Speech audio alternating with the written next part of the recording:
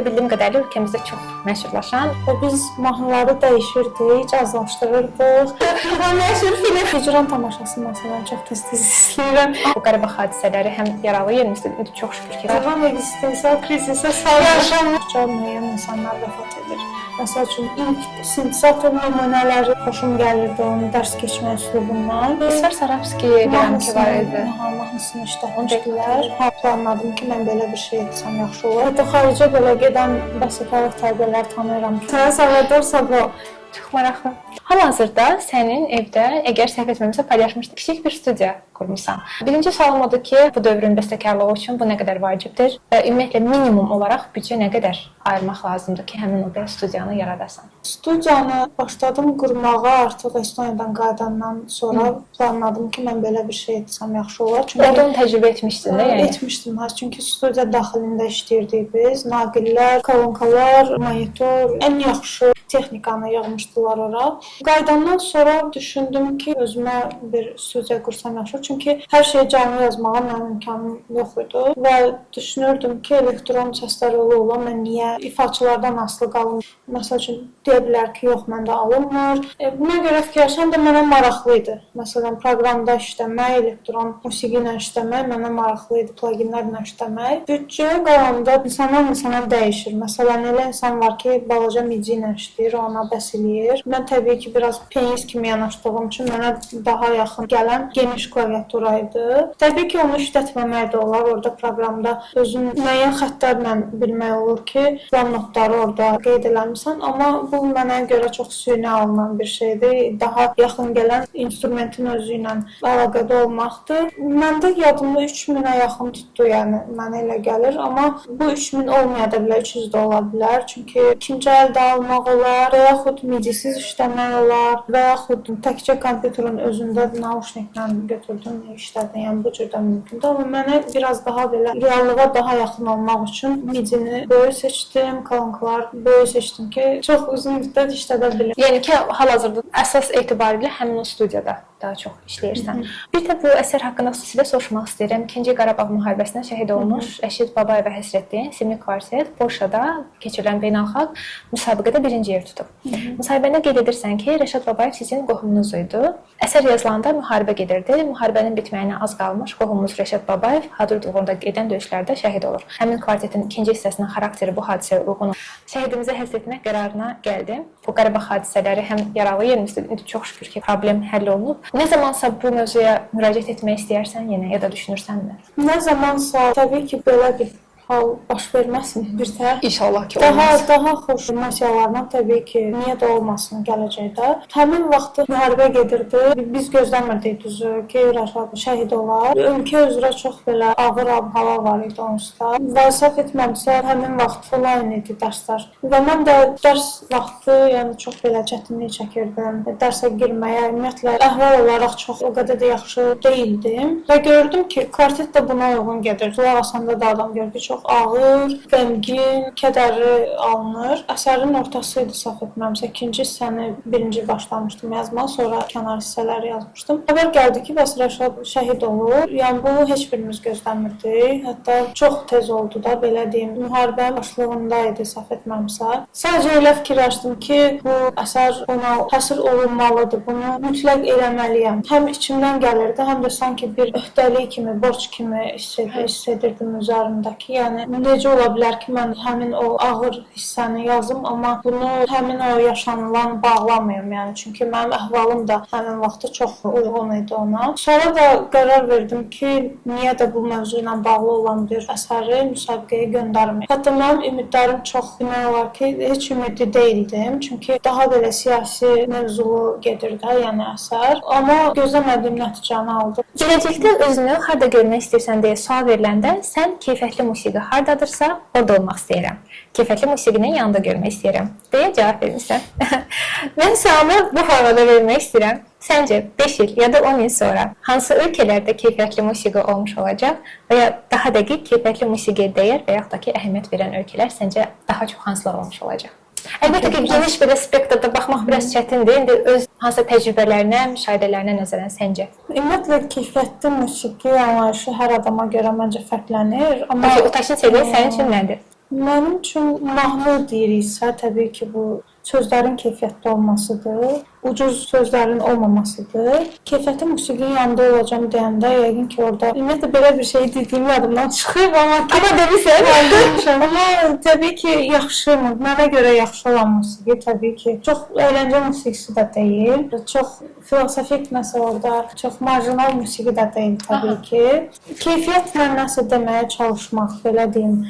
Çətin sual oldu, amma bu ölkə üzrə bölmək də düzgün deyil. Çünki ola bilər ki, hansısa bir, tutaq ki, atıram, Portuqaliyada hər hansı bir keyfiyyətli musiqiçi var, hətta var. Məsələn, Salvador Sobral. Yəni, o Eurovision'a çıxmasa mən onu tanımayacaqdım. Məsələn, deyirəm, mən onun musiqisinə çox keyfiyyətli deyə bilirəm. Amma biz çox görürük ki, kimsə baxış bucağında elə deyil. Kimsə baxış bucağındadır ki, çox boş müğənnidir və yaxud uyğun deyil ona. Amma onun adi oxuma tərzi belə məni təsirləndirmişdi. Hətta indiyə qədər də ona qulaq asıram. Keyfiyyət deyəndə ola bilsin orada həm hissin olması, həm struktur olaraq, həm üslub olaraq belə, yəni hər tərəfli unikal bir sənət nümunəsinin ortaya qoyulması mənə elə gəlir ki, daha belə yaxşı. Təbii ki, bu mənə görə belədir də. Bəlkə bir fikirləşir ki, əyləncə musiqisi insanlara daha çox xidmət edir və əyləncə musiqisi yazan insanlar daha çox sosial borclarını yerinə yetirirlər. Məsələn, ki, mən publikaya işləyən bəstəkar olsam, məsələn, bu daha yaxşıdır. Nəinki özüm üçün oradan. Təbii ki, məncə ortasını tutmaq lazımdır necəsə. Şəxsi prinsipləri müəyyənləşdirib ona uyğun hansısa addımlar atmaq bəlkə də. Bəstəkar olmaq istəyənlərə tövsiyələrin nələr olar? Hər şeydən əlavə, yəni texnikadan, musiqi və sair istedad, hər şeydən əlavə məncə xarakter olmalıdır. Çünki xarakter olmayanda təkcə riyaziyyatla bağlı onu əlavə elədin, bunu əlavə elədin, onunla da bağlı deyil. Burada xarakterin olmalıdır ki, sən insanlarla da əlaqə yarada biləsən və yaxud dünya görüşün olmalıdır. Məncə hamısı ilə xarakter içində gedir. Məncə xarakter çox önəmlidir ümumiyyətlə. Əvvəldən türklərin bir dənə sözü var, hırslı olmaq. Azərbaycanca daha güclü xarakterdə olmaq. Çünki ortada çox şey baş verə bilər ki, sən deyə bilərsən ki, yox, mən daha alınmır. Mən başqa işlə məşğul oluram. Məndə də çox olub. Ki, deyim ki, yox, musiqi nədir ümumiyyətlə? Nədir ümumiyyətlə? Çox olub belə deyim, amma yenə də nəsə üstəliyib onu, nəsə üstəliyib ki, demişəm ki, yox. Bu da məncə xarakterdən daha güclü olmaq. Çox insan görür ki, bəstəkarlıq oxuyur, amma sonra gedir başqa sənətlə məşğul olur və yaxud hətta xaricə belə gedən bəstəkarlıq tərbiyələri tanıyıram ki, sonra tamamilə itirirlər. O içdəki o yaradıcılıq enerjisini itirməmək. Həm də odur. Həmin o insanları mühakimə və yaxud günahlandırmaq nöqteyi nəzərindən yox, amma savaşmaq. Meyilli olmaq deməyim, o gücü özündə eynən tapa bilmək. Biraz qısa suallara keçək. Hansı əsər səndə gülüş yaradıb? Heç birisi. Heç birisi? Uzaqdan hansısa komediyaya baxsam, musiqili komediyaya baxsam. Hicran tamaşası məsələn çox tez-tez izləyirəm. İzləyirlər. Oradakı improvizasiyalar falan məsəl üçün gülüş yaratdığı olur. Çox teatral əsərlər. Hansı əsər səndə göz yaşlarına səbəb olub? Chopin Sol minor balladı. O məşhur film. Musiqini səncə nədən və necə dinləməyə başlamaq lazımdır? Məncə bu fərq yoxdur hardan necə. Yəni dinlədinsə bir yolunu tapacaqsan. Hər şeyi dinləməyin tərəfdarıyam. Hər şeyi, hətta keyfiyyətsiz musiqini də dinləməyin tərəfdarıyam ki, ən azından biləsən ki, necə strukturda qurulub.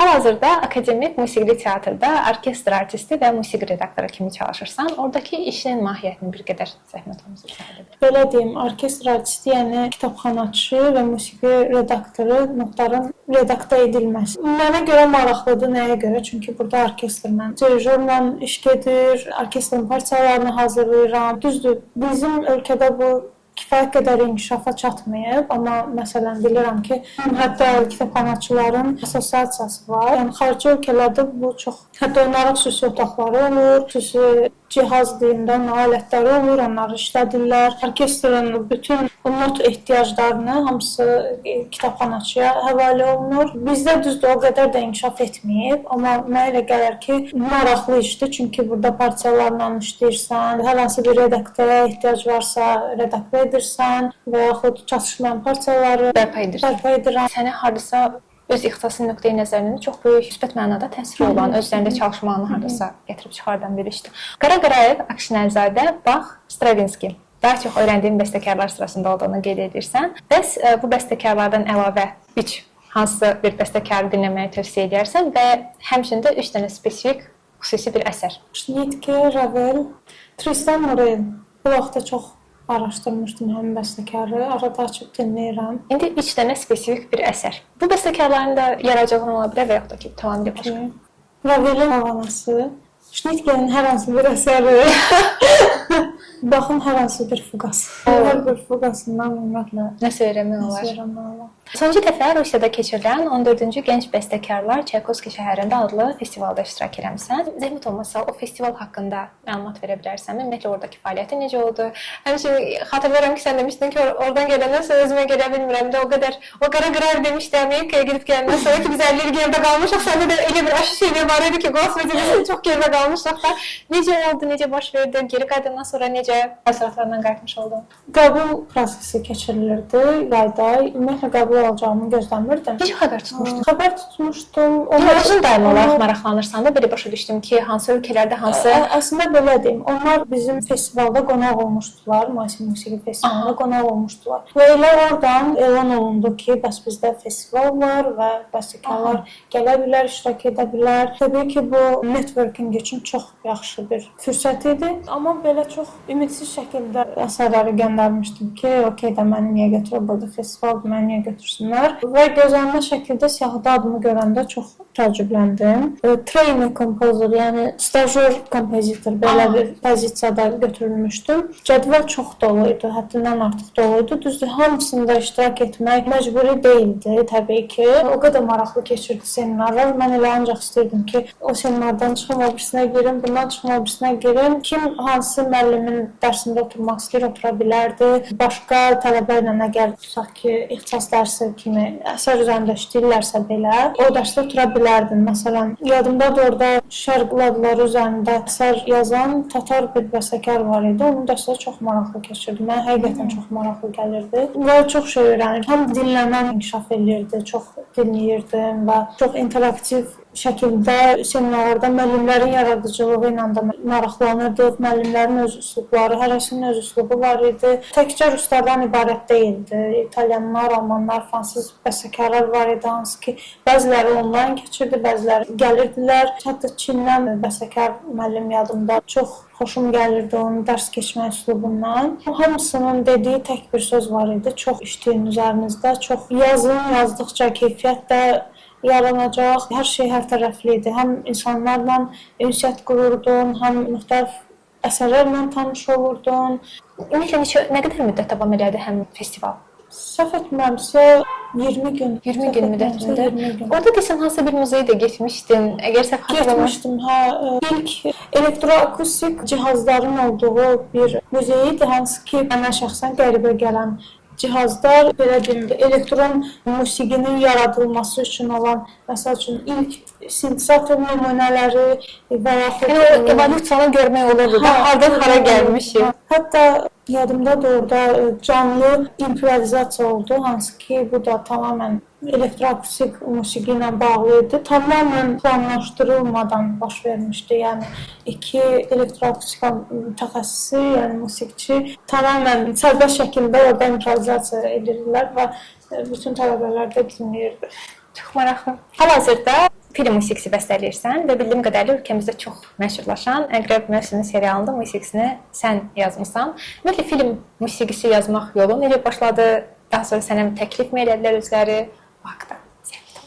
İlk Rüstəm Sadıqlının filminə işləmişdim. Çünki o vaxtı bizim birgə ifalarımız olurdu. Rüstəm lokal ifaçısı kimi müəyyən mahnılar oxuyurdu. Və biz mahnıları dəyişirdik, cazlaşdırırdıq. Rüstəmin ideyası var idi ki, gəl Azərbaycan köhnə estrada mahnılarını daha belə caz üslubunda oxuyaq, edək. Və bu məşqlər olurlar.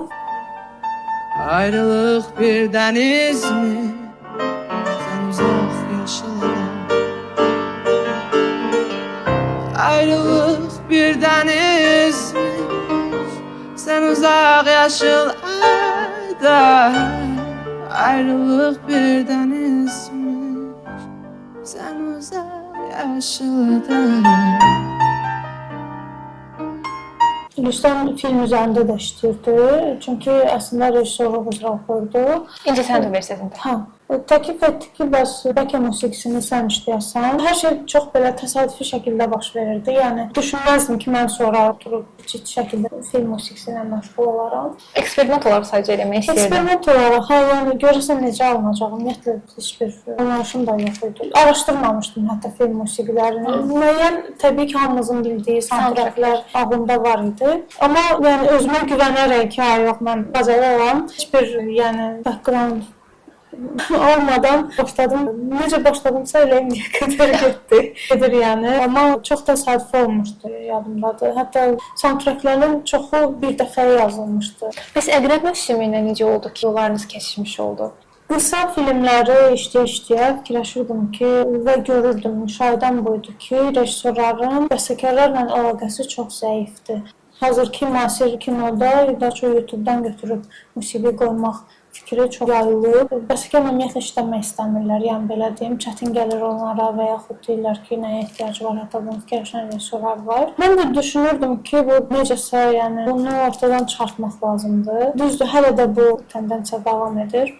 Mən özüm onlarla əlaqə saxladım ki, mən görürəm ki, birinci sezonda bəstəkar işləməyib, orijinal musiqilərdir. İsar Sarabski gələm ki, var idi. Mahnısını işlətmişdilər. İkinci sezonda da getdi o. Yəni, xüsusi artığı yadda qalmışdı deyə, o da işlənildi. Original score deyilən bir şey var, yəni o yox idi. Və bir-iki musiqidə hansı ki, təkrar gedirdi. Fikirləşdim ki, niyə də mən təklif eləməyim? Yəni, ümumiyyətlə, mən tərəfdən olan təkliflər daha çox olur.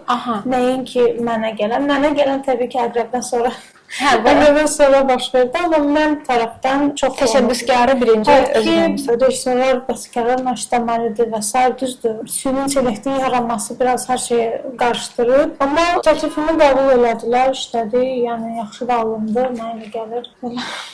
Məncə çox yaxşı alınıb. Özüm qulaq asdım ki, sənin müsahibəndə də qeyd eləmişdin. Rejissordan ümumiyyətlə süjet xəttini öyrənmək istəmirsən ki, özün də bilmirsən ki, sonu necə olacaq ki, həmin o musiqinin gərginliyini apara biləsən. Şəxsən məncə çox udaşlanıb deyə düşünürəm.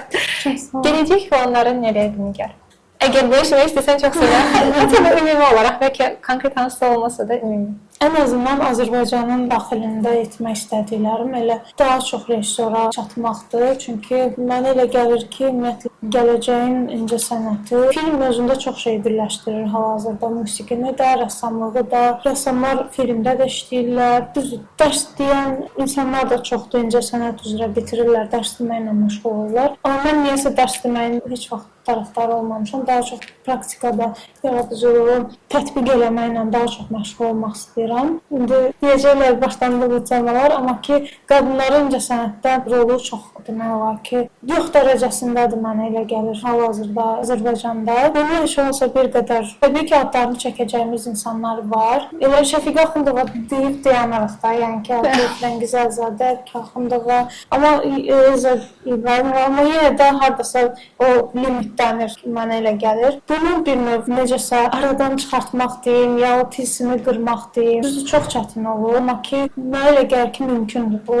Və təbii ki, daha çox filmə çatmaq, Yəni ki, gələcək fanlarda daha çox film musiqisində. Daha çox film, çünki onda yəni sərbəst yaradıcılığın onsuz məşğul oluram və insan tətbiqi musiqi ilə məşğul olanda heç olmasa bilirsən ki, sən musiqi nəyəsə yarayır. Yəni belə deyim, mahnı ilə məşğul olanda film musiqisi heç olmasa biraz daha populyar musiqi ilə bilirsən ki, səslənəcək hardasa qalır. Bu hardasa deyərdim ki, çox da stimul verən bir məsələdir insana. Yəni bəstəkarlıq nöqteyi nəzərdən. Ən azından eksistensial krizisə sağlaşan. Məncə də. Gəl bu hissəyə keçək, o yoxsa bu.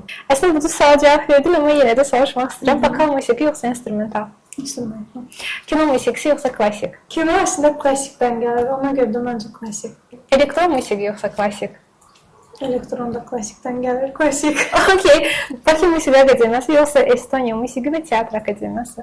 Yox, çox çətin oldu. Nəyə görə? Çünki hər nə qədər mən desəm də ki, falan şey yoxdur, o doğmalıq deyilən bir şey var da. Yəni o ki, Avropada hər şey mükəmməldir, belədir, elədir, amma məncə heç biri. Heç biri. Mən evdən seçəcəksən. Not vərəqi yoxsa Sibelius? Not vərəqi. İndi gəl söz assosiasiyasına keçək. Bu sözlər səndə hansı sözü assosiasiya edir? Ayaz Qəmbərli. Disiplin, dəqiqlik, intuisiya, hətta mükəmməllik deyərdim. Bülbül adına Orta-ixtisas musiqi məktəbi. Disiplin, yorğunluq, Aha. dolu cədvəl, mükəmməl ifaçılar. Hansı ki, elə demək olar ki, günümüzün mükəmməl ifaçıları elə oradan çıxır. Mükəmməl müəllimlər, belə deyirəm. Estoniya. Bir söz də deyə bilərsən. Soyuq. Amma havasız soyuq. Mən də 20-də dondurmayı yerdim, mən də 20-də. Kəxundova. Mehriban, mülayim, lirik, doğmalıq, gözəllik, Pəncərəmi açdım sabaha. Səndə nəyə assosiasiya eləyir? insanlar, tənhalıq, yaşıl rıza, yaşıl rəng. Neyse. Hobbiləri nələrdir, Nigar? Hobbilərim dil öyrənmək, əlavə dil həmişə öyrənirəm. Məsələn, latınca. İdmanla məşğul oluram. Əslində hobbi deyil, amma necəsə, yəni Həyatın hansısa bir yerinə daxil etməyə çalışırsan. Daxildir. Musiqi dinləmək o da hobbi deyil əslində. Mütaliə eləmək mütləq, hər hansı bir kitab həmişə. İndi hansı kitab oxursan? Layla. Hər hansı bir layladır və o oxunduqca müəyyən insanlar vəfat edir. Belə qəribə bir kitabdır. Maraqlıdır. Hə, maraqlıdır. Kitab oxumaq, sonra əslində çox qəribə hobbilərim var. Məsələn, formula izləyirəm arada. Narahat olma, mən də NBA izləyirəm. Karting, çox sevirəm karting.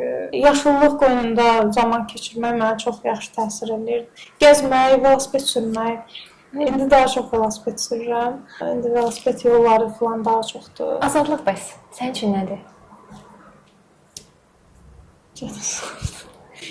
Azadlıq məncə bu pul maddi azadlıq da ola bilər.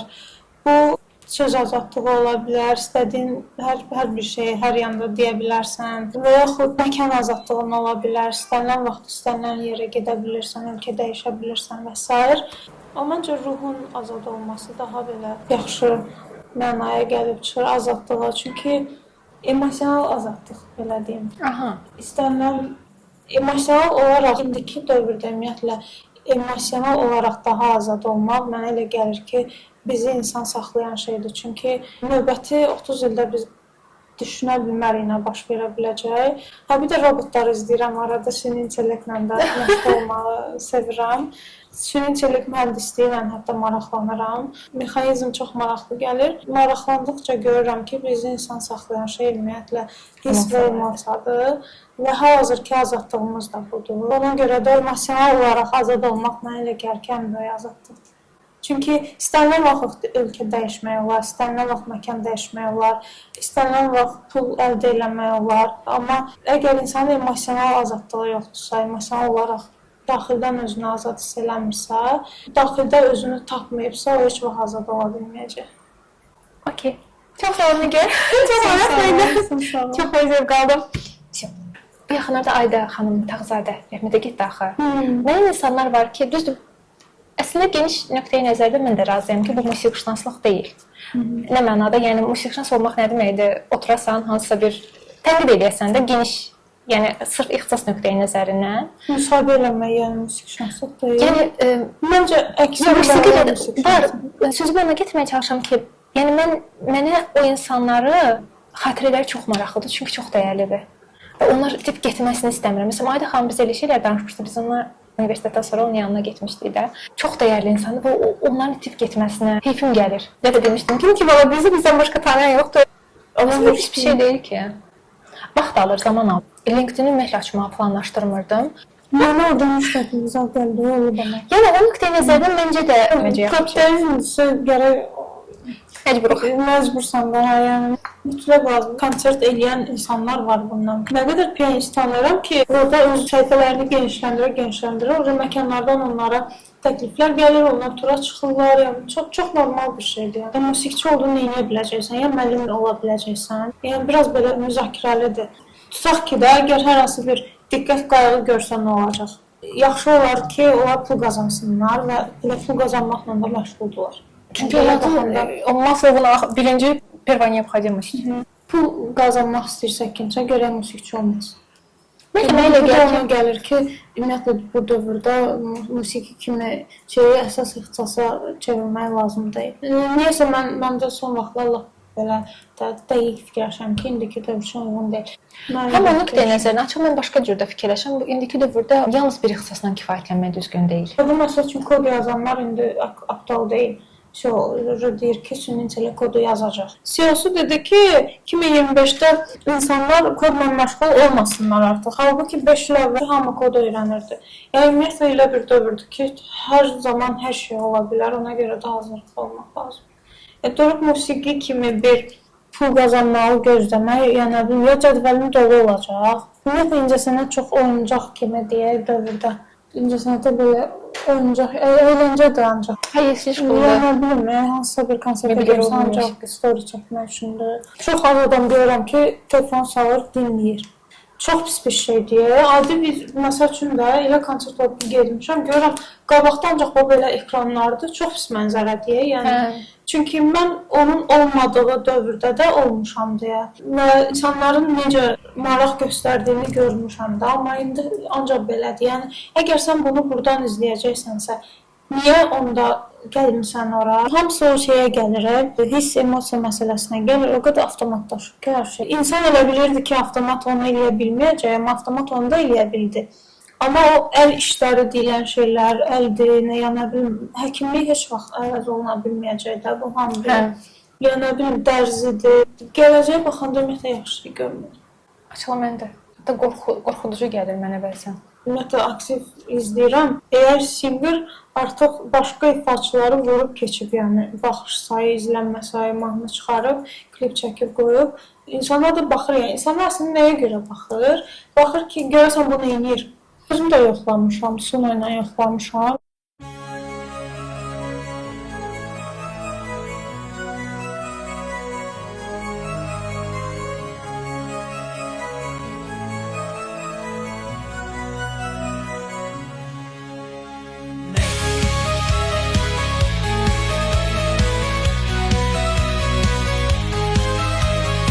Biz burada gitarist çağırırıq, nə bilim, xərcimiz çıxır, zəpis, günlərlə mix, master. Orada hazır. Bu o deməkdir ki, yəni sadəcə insanın aradan götürülməsi. Bir şey ki, yarananda onun yaradıcısı deyir ki, bu yaxşı şey olmaqdan çıxıb. Bunu özü deyirsə, bu artıq təhlükədir. Yəni, mən oturub onun müsahibəsinə baxdım. Danışır ki, heç yaxşı şeylər gözlənilmir. Əgər onu idarə etməni itirsə, yaxşı şeylər baş verməyə bilər. Hansı ki, ara sıra biz görmüşük də, haradasa nəsə partlayıb, ya sıradan çıxıb, robotdur, gəlib kiməsə hücum çəkib. Mən birinin müsahibəsinə gördüm ki, söndürürlər də sönmür robotlar. Yəni o dövrə gəlib çıxmışıq. Bir dövrdə xüsusən sosial mediada da scrollinglə məşğul olan, dopamindir, o dopamin girir. Bu insan təbii ki, konsertə getməyəcək, bu insan təbii ki, filmə getməyəcək. Filmə baxa bilməyəcək axıracan. 2 saatlıq filmə əvvəl saatlarla filmə oturub baxan insanlar indi baxa bilməyəcək. Çünki 3 saniyə scrolla baxır, getdi. Çox emosiya dəyişikliyinə səbəb olur. Sırası emosiya dəyişikliyinə. Bu məncə ümumiyyətlə katastrofadır əslində insan üçün. Amma məsələn isə unutdum soruşmağı. O Candle Candlelight. Onun ümumiyyətlə bu proyektdir, yoxsa nədir? Proyektdir, hə. Rəşad Nəzərli Sobar konsertlərini də keçirir.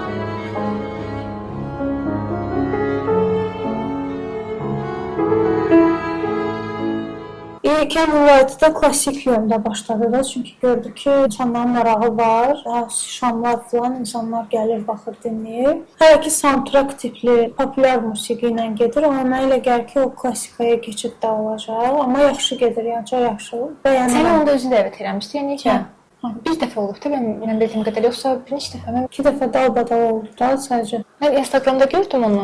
Ayrı-ayrı günlərdə. Konseptin arxasında maraqlı konsept, insanların diqqətini cəlb Həm də aktual mövzudadır. Məsəl üçün, insanlar Interstellardan tanıyır Hans Zimmer'i, Hans Zimmer adını görən kimi konsertə gəlir. Görüntü olaraq çox yaxşıdır. Amma eyniliyi davam eləməsələr, daha fərqli, daha məsələn mən təklif eləmişəm.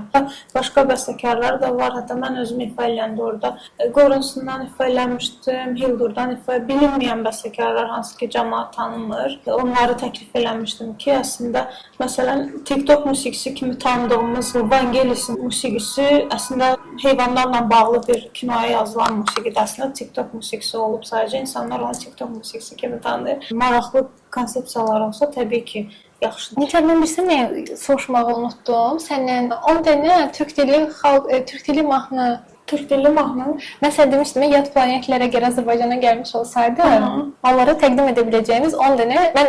Sən mahnı yaracağına çox maraqlanırdın. İndi maraqlanırsan. İnanışda türk dili xalqlara demişdim ki, nəzərində saxlamış olsan. Xatırlamırsan nə? Türk dili, yəni bu bizim mahnılarda daxil. Ne tolka. Qazaxıstanda, Türkmenistanda və s. oradan может быть hansısa ifaçılar. İfaçılar. Или конкретно какая-то песня, не знаю. Köhnələr də çoxdur, təzə də çoxdur, hansını deyə bilmədim. Amma ki, məsələn, tatarların çox maraqlı mahnıları eşidirəm. Sonra Qazaxıstandan da çox eşidirəm əslində. Bizimkilərdən köhnələri daha çox deyərdim. Dayağayevin məsələn repertuarından deyərdim. Çətin sualdır, çox geniş sualdır, adam belə qalır. Ağzını deyir. Telegram kanalın hal-hazırda fəaliyyət göstərir. Oradan da yükləyirsən də, düzdür, o hansı mahnılar, hansı kimlərsə dinlirsən, çox egzotik, çox hayvanlar çıxırsan nə? Bəzən açıb baxmışdım dedim, qospidi, bu nədir belə? Həqiqətən çox qəribə. Filizə hadisələrindən sonra düz onlara belə çox marağım qalmayıb. Artıq Amerikan endüstrisinin backstage-ində olanları biləndə Justin Bieber ürəyim ağrıyandan sonra çox populyar olan ifaçılar diqqətimi. Justin Bieber heç vaxt dinləməmişəm məsələn. Onun Sagittarius mənə çox maraqlıdır. Çünki mən yaşlı mən 92, 94, 95 olmalıdır da. Uşaq olanda adamın şəxsi filtri olmur axı. Mən ATV-də oxuyurdum, o şişkin birdən-birə məşhurlaşmışdı. Baby, baxmışsa bir adam fikirləşir ki, 15 yaşında bu məşhurluq o yerə gəlib çıxmaq heç də elə belə məsələ deyil. Onun arxasında dayanan hansı hadisələr var.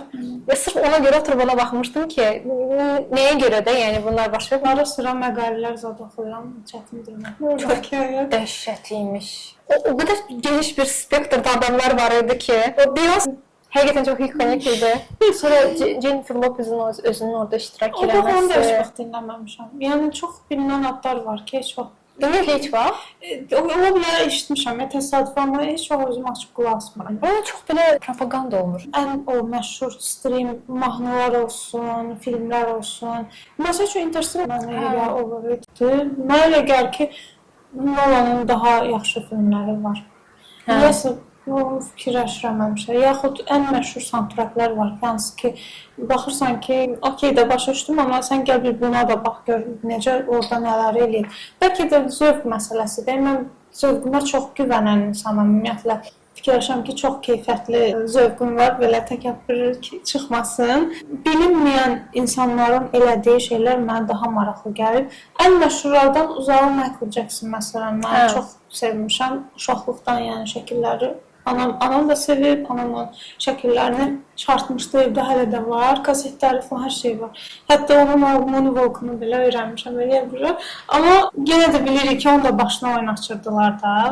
Yəni o çox məşhur adı, məsələn Şəkir heç vaxt dinləməmişəm. Ya da eşitmişəm o bizim mahnısını, amma çəkməyib məndə heç vaxt. Vaka-vakanı xatırlayıram, bilməm niyə görəsə o ağlımda qalır. O uşaqlıqdan məncə hamının yadında qalır. Amma durum xüsusi onu açım dinləyib, belə bir şey olmur da. Mən də məsəl üçün daha belə bilinməyən adlara daha çox meyilli olmuşam. Bilməm, amma bəlkə də problemdir bu.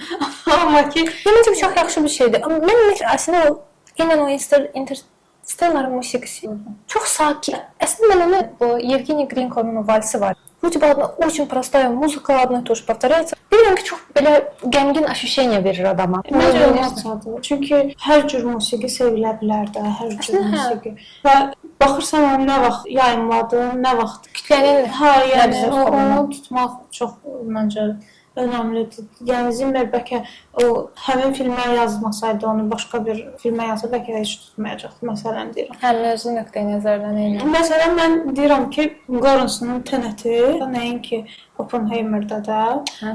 Amma məsələn, Tenetin musiqisini çox adam tanımır. Amma məncə orada çox Oppenheimer-ə daha sadə yanaşıb, nəinki Tenetdə. Mənə görə Tenet ümumiyyətlə bu illərdə yazılmış ən mükəmməl soundtrack albomu ola bilərdi. O qədər şey eləyib ki, orada insan variasiya ilə işləyir. Fon verir prosta, hepsiyoda getdi yarım saat. Bir saatlıq filmdə elə ancaq orada strings, qarmoniyaları elə də gedib. Və hamımız bilirik ki, bu klassik musiqidə çox rahat bir şeydir də. Bu adi pianist eləyə bilər. Amma sən orada hər hansı bir opera leitmotiv sistemini qursan, ona çox önəmlidir də. Mən deyərdim ki, günün operası kinodur. Yəni mənə maraqlı yanaşmadır. Günün operası kim oldu? Əvvəl operaya çox gedirdilər, nə bilim. 4 saat, 5 saatda Virginin uzunluğu. Yəni gözləyirdilər ki, opera, indi təzə opera qoyulacaq teatra. Gedək baxaq görək nədir, canlı insanlar oynayır. İndi əksinə, məsələn, formula çıxan kimi mən getdim daha. Hər filmə şey eləyə bilmirəm ki, çıxsın, tez qaçım. Amma formula çıxan kimi getdim. Bəlkə heç opera qoyulsa getməzdim. Məsələn deyirəm. Amma məncə çoxluq budur. Çoxluq budur. Yəni nə dəyişilir? O Nikolay Tskayevdə deyir, nə vaxt gedirlər ki, naşı tradisiyadır, oturub ağlamaq. Əgər bir tradisiya deyir, хорошо сохранившийся трупdur. Bu da так думаю. Sənə də flexible olmaq lazımdır. Adaptasiya bilmək olmaz nə olacaq. Bəlkə bir gün küçədə hansı bir teatr təşkil eləyəcəklər, məsələn, Bakının özündə. Bilmək olmaz. Biz danışırıq belə süni intellekt, texnologiya, robot belə gəldi getdi. Amma bəlkə gözlənməyən başqa şeylər də var. O qədər şey ola bilər. İncəsənə çox şey deyə, yəni o durub bu dövrdə bu olsun, qoy bu olsun. İnsanlar olur. Onlar həmin o sənayeni formalaşdırırlar. Dövr özü demir ki, gəl bunu eləyək, mən texnologiyayam, mən texnologiya ilə hər şeyi eləməlisən. Dövr onu demir. Məsələn, elə insanlar var ki, durur ki, yox, mən texnologiya bilirəm. James Blake məsəl üçün o qədər mahnını işləyir də. Adam baxırsan ki, arada elə elektron albomlar buraxır. Texnologiyaya əks çıxan şeylər danışır da, deyir. Və yaxud Spotify-a yükləməyin heç nə burada story yazıb qoyur. Yəni, amma adam baxırsan ki, dinlənir də. Çünki ruhu var onun, emosiyası var. Ruhla işləyir. Demir ki, yox, mən mütləq texnologiya şeyləməliyəm, qoy mən. Canlı ifa, çox yaxşı canlı ifası var, məsələn. Məncə, ruh həmişə qalib gələcək. Nəinki riyaziyyat, texnologiya, nə bilim. Yekində insanıq, nə olandan sonra insanıq. Geç yoxsa?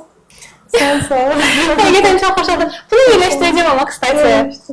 Bilməm, necə yerləşdirəm. Amma sənə bir də görüşəcəm, mən şəkillər lazımdır.